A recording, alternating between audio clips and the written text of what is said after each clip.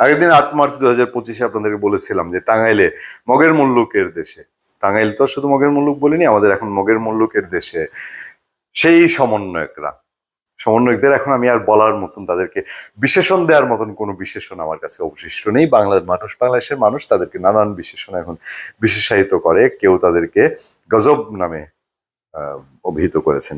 সেই সমন্বয়ক নামের ভাগটাই যারা সমন্বয়ক তারা এখন নিতে পারেন নাই। তারা বলেছেন যে এখন আর ভাই সমন্বয়ক ডাইকেন না, বৈষম্য বিরোধী সমন্বয়ক এসব এখন নাই। কেন নাই আপনারা বুঝেছেন তো, কারণ এখন সমন্বয়কটা এই শব্দটাই একটা কালির পর্যায়ে চলে গেছে, নিয়ে গেছে কিছু কিছু লোক।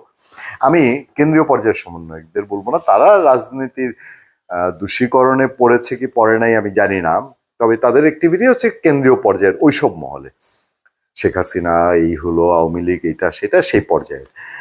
আর এর বাইরে যে সমন্বয়করা, জেলা বিভাগ, জেলা উপজেলা, এই সমন্বয়করা এরা গজবের কাতারে গেছিলেন, এবং সেই জন্য আমাকে বলতে হয়েছিল, দেখেন টাঙ্গাইলের আওয়ামী লীগের সাধারণ সম্পাদক সাবেক এমপির বাড়ি সমন্বয়ক একদিন স্বপ্ন দেখেছেন রাতের বেলায়, শুক্রবার ছিল তো, গতকাল 8 তারিখে, তো আগের দিন বৃহস্পতিবার উনি বোধহয় খপ দেখেছেন যে এই বাড়িটা আমাকে দখল করতে হবে। দখল কেমনে করতে হবে, উনি ওখানে নিয়ে কতগুলো পাগল তুলে দিছে, পাগল তুলে বলছে আওয়ামী লীগের সব বাড়ি হবে পাগলা গারদ।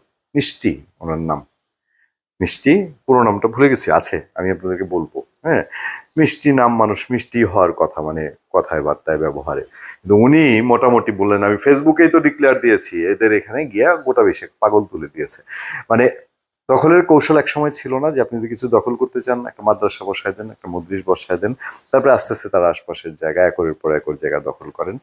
এখন এরকম একটা টেকনিক বোধহয় টাঙ্গাইলের মিষ্টি ব্যবহার করতে চেয়েছিলেন, তবে তার এই আশায় গুড়ে বালি দিয়েছে যৌথ বাহিনী।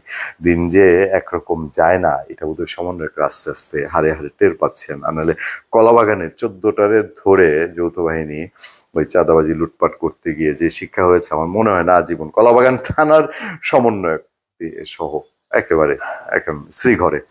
যাই হোক, ওই টাঙ্গাইলে যে বাড়ি দখল করে পাগলা গারদ করতে গিয়েছিল সেই আশা ভঙ্গ হয়েছে। টাঙ্গাইলে যৌথ বাহিনীর অভিযানে সাবেক এমপির বাসা দখল মুক্ত। টাঙ্গাইলে যৌথ বাহিনীর অভিযানে জেলা আওয়ামী লীগের সাধারণ সম্পাদক সাবেক সংসদ সদস্য জহিরুল ইসলাম জোহারের বাড়ি দখল মুক্ত করা হয়েছে। শনিবার রাত 10:30টার দিকে শহরের ছোট কালীবাড়ির এলাকায় বাসা থেকে মানসিক ভারসাম্যহীনদের বের করে সন্তোষ বড়ইতলার এলাকায় পূর্বের বাসায় নিয়ে যাওয়া হয়।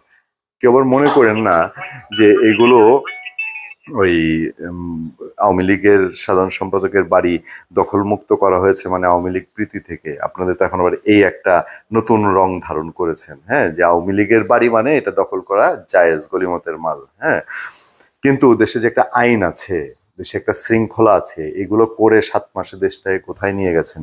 আপনি যখন আওয়ামী লীগ বলে ঘরবাড়িগুলো দখল করেছেন, লুটপাট করেছেন, কত লক্ষ কোটি টাকা নষ্ট করেছেন, তখন অপরাধীরা বুঝেছে এই তো নতুন কৌশল, নতুন কলা কৌশল সিস্টেম বের হয়েছে দেশে। কিছু একটা লুট করবে, বলবে এই আওয়ামী লীগের ঘর, আওয়ামী লীগের বাড়ি। এইসব করতে করতে অপরাধ কোন পর্যায়ে গেছে, এখন আর অপরাধীর নাগাল টানতে গিয়ে আপনাদের যান ত্রাহি ত্রাহি অবস্থা। যাই হোক, যৌথ বাহিনী এটা করেছে, আগে করা উচিত ছিল বা আরো আগে করতে পারতো, কেন করতে পারেনি সেগুলো দীর্ঘ গবেষণার বিষয়, একসময় নিশ্চয়ই বের হবে। বঙ্গবন্ধু 32 নম্বরের বাড়ি কেন রক্ষা করা যায়নি, সেটা শুধু বঙ্গবন্ধুর বাড়ি, আওয়ামী লীগের একেবারে যিনি কান্ডারি শেখ মুজিবুর রহমানের বাড়ি, শেখ হাসিনার বাবার বাড়ি হিসাবে না, সেটা রক্ষা করা দরকার ছিল বাংলাদেশের আইনের শাসন ঠিক রাখার জন্য, উশৃঙ্খলতা ঠিকানোর জন্য। 32 নম্বরের বাড়ি ভাঙার পরে দেশে আইন শৃঙ্খলার যে পরিস্থিতি হয়েছে, মানুষ দেখেই গেছে যে সারা দেশের সমস্ত গোলা আইন শৃঙ্খলা বাহিনী আছে, কি ছিঁড়তে পেরেছে, কিছু ছিঁড়তে পারেনি, ঘোষণা দিয়েছে, ফেসবুকে হ্যান ত্যান গিয়া বাড়ি ভাঙচুর করে চলে এসছে, লুটপাট ধুলায় মিশাই দিচ্ছে। তো এই দেশে আর কি না সম্ভব, এই ধারণা থেকে অপরাধী মাত্রায় গিয়েছে। কিন্তু আপনি যদি এই বাড়ি ধ্বংসও করতে হতো, এই বাড়ি যদি আপনি সিস্টেমেটিক আইনের আওতায় উচ্ছেদ করতে পারতেন, তাহলে সেটা কত সাস্টেনেবল হতো, দেশে কোনো ক্ষতি হতো না। যদি আপনার প্রয়োজন, আপনার যদি যুক্তি থাকতো, লিগেল যুক্তি যদি আপনার থাকতো, আমি জানি সেই যুক্তি নাই। 32 নম্বরের এই বাড়ি ধ্বংস করার ইতিহাস বাংলাদেশের নষ্ট করার যুক্তি আপনাদের কাছে নাই বলে আপনারা এই কম্মটি করেছেন। এখন টাঙ্গাইলে গিয়ে এখন বোধহয় টনক নড়ছে সবাই। রাত 9:30 হতে সদর উপজেলার সহকারী কমিশনার ভূমি রুহুল আমিন শরীফের নেতৃত্বে সেনাবাহিনী ও পুলিশ যৌথভাবে অভিযান পরিচালনা করে। এর আগে শনিবার সকাল ছাত্র প্রতিনিধি ও সমন্বয়ক এই পাইছি নামটা। মারিয়াম মুকাদ্দাস মিষ্টি জহুরুল ইসলামের বাসার তালা ভেঙে 17 জন পাগল নিয়ে ভবনে প্রবেশ করেন। এতে জেলা জুড়ে আলোচনা সমালোচনা জন্মায়। কিসের জেলা জুড়ে, তো দেশ জুড়ে আলোচনা সমালোচনা তৈরি হয়েছে। আমি ইন্ডিপেন্ডেন্ট থেকে পড়ছি। জহুরুল ইসলামের স্ত্রী রওশনারা খান বলেন, আমাদের আমাদের কাছে প্রথম মিষ্টি নামের এক মেয়ে 10 কোটি টাকার চাঁদা চেয়েছিল। বেরোচ্ছে, কেঁচু করতে সাপ বেরোচ্ছে। আচ্ছা, ঠিক আছে, চাঁদা দিয়েছিল, সেই টাকা না দেওয়ায় তারা বাড়ি জবরদখল করে। আমি এই ঘটনায় থানায় মামলা দায়ের করব। এই মামলাটা হবে একটা যুগান্তরিকারী মামলা, যে আগামীতে এই ধরনের দখল লুটপাট বন্ধ হবে কি হবে না। মিষ্টি, মিষ্টি না, কি কি বেশ সুন্দর নাম। হ্যাঁ, মারিয়া মারিয়াম মুকাদ্দাস মিষ্টি। বাবা মা নিশ্চয়ই খুব স্নেহ যত্নে নামটা রেখেছেন। ধরা পড়ে কিনা, শ্রীঘরে যায় কিনা এত বড় কাণ্ডের পরে। দখলবাজির বিরুদ্ধে এরকম একটা আইনের শাসন প্রতিষ্ঠা হওয়া দরকার। বাড়িটি আমার নামে, আমার স্বামীর নামে নয়। এই ঘটনার সঠিক বিচার দাবি করছি, বলছেন ওই এমপির স্ত্রী। এবার ভূমি কর্মকর্তা বলছে 17 জন মানসিক ভারসাম্যহীনদের উদ্ধার করা হয়। সমাজসেবা সহ সংশ্লিষ্টদের সঙ্গে কথা বলে তাদের পুনর্বাসন করা হবে। আমি মনে করি যে এটা একটা মাইল ফলক হবে এবারের জন্য, যে এইসব লুটপাট, ডাকাতি, মব জাস্টিসের বিরুদ্ধে এটা একটা স্ট্রং পদক্ষেপ হবে। পরপর দুটো আমরা দেখতে পেয়েছি, আমরা সারা দেশেই আরো আরো আরো আরো দেখতে চাই।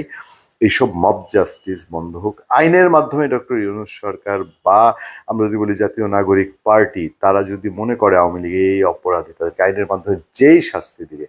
আর এই জাহরুল ইসলামের বাড়ি কেন, 32 নম্বরের বাড়ি সহ আরো যা যা আছে, টুঙ্গিপাড়া সহ, আপনি যদি আইন রীতি অনুযায়ী আপনি মনে করেন যেগুলো উচ্ছেদ বা দখল হতে পারে, অন্য সরকারি প্রতিষ্ঠান হতে পারে, কারো কোনো আপত্তি থাকবে না। কিন্তু আইনের বাইরে দেশের সংবিধান পাশ কাটিয়ে এই স্বেচ্ছাচারিতা, এই যাচ্ছে তাই অবস্থা দেশ